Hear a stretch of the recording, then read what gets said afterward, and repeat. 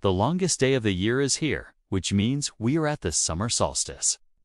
There are many interesting things that happen on this day, but most people aren't aware of them.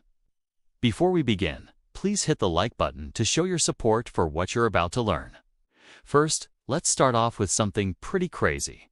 The dead can speak to the living on this day. On the summer solstice in Sweden, it is believed that the veil between the physical world and the spirit world is at its thinnest, making it easier for spirits to communicate with the living. This belief has been around since ancient times. People would hold special ceremonies and rituals to honor their ancestors and to listen for any messages they might have. So if you want to try to hear from your loved ones who have passed away, then maybe this is the day to do it. Next, let's travel back in time over 2,000 years ago to ancient Rome, where Emperor Nero hosted a festival called Sol Invictus. This was an 8-day celebration in honor of the unconquered sun. It was during this festival that he had a giant chariot pulled by 8 horses race around the Circus Maximus, the largest chariot racing stadium in Rome. The emperor wanted to show off his power and wealth. And what better way to do it than with a spectacular chariot race? But don't worry, no animals were harmed in this case. You see, this was a tradition that had been passed down from the Etruscans, an ancient civilization that had lived in Italy before the Romans. They had a similar celebration in honor of the sun god, but instead of using horses, they used oxen. So the Romans kind of took this tradition and amped it up a notch. So if you're in Rome on June, make sure to check out the reenactment of this historic event. It's a sight to behold. Moving to ancient Egypt, the summer solstice was known as the day when the sun god Ra set in the sky. To celebrate this, the Egyptians would put on a massive festival in Karnak Temple, complete with music, dancing, and lots of food. The highlight of the celebrations was a ritual that took place at the entrance to the temple. A huge obelisk would cast its shadow on the ground, and it was believed that this marked the spot where the sun god Espark would enter the underworld. Once inside, priests would perform a ceremony to help guide the soul of the sun god through the underworld and back into the world of the living. This ensured that the sun would rise again the next morning and bring light and warmth to the land. It was a big deal. And speaking of big deals, in Peru, the summer solstice was known as the Inti Raymi, or the Feast of the Sun.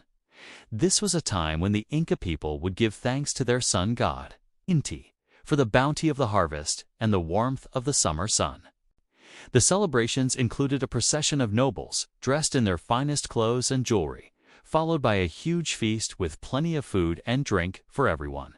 The main event was a ceremony that took place at the Temple of the Sun, where the Inca king would offer sacrifices to Inti and ask for his blessings for the coming year. It was a religious and cultural highlight of the Inca Empire and is still celebrated today with a reenactment of the ancient ceremony. Now let's head over to Stonehenge, where the summer solstice is a major event. Thousands of people gather at the ancient monument to watch the sunrise, which lines up perfectly with the heel stone. This creates a stunning view and is a reminder of the astronomical knowledge of the people who built Stonehenge. The summer solstice was an important time for the Druids, the ancient Celtic priests who lived in Britain. They believed that the summer solstice marked the beginning of a new year and a time to honor the god of the sun. The Druids would gather at Stonehenge and other sacred sites to perform rituals and make offerings to the sun god. But Stonehenge wasn't the only place where the summer solstice was celebrated. The Greeks also had a word for it: the longest day. They believed that on this day, the sun god Apollo reached his highest point in the sky and celebrated with a festival called the Thesmophoria. This was a 3-day festival in honor of the goddess Athena and was one of the most important festivals in the Greek calendar. Only women were allowed to participate in the festivities, which included processions, sacrifices, and prayers to Athena. But why does the summer solstice have so much significance anyway? Well, for many ancient cultures, the summer solstice marked the beginning of summer and the longest day of the year.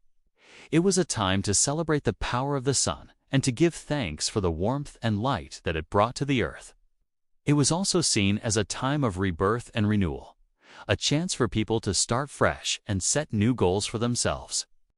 The summer solstice is a time to celebrate life and all of its abundance. For example, in many cultures, the summer solstice was a time to celebrate the harvest. After months of hard work, planting and tending crops, the summer solstice marked the beginning of the harvest season. It was a time to give thanks for the food that would be gathered in and to enjoy the fruits of one's labor. Many cultures also saw the summer solstice as a time for healing and renewal.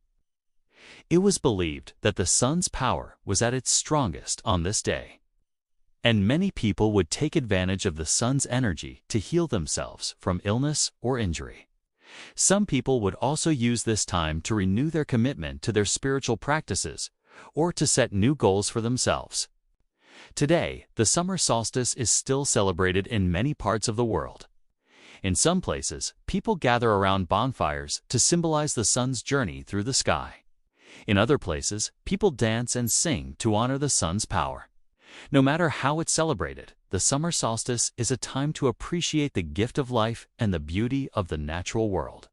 Speaking of gifts, here's one for everyone to enjoy every year on the summer solstice.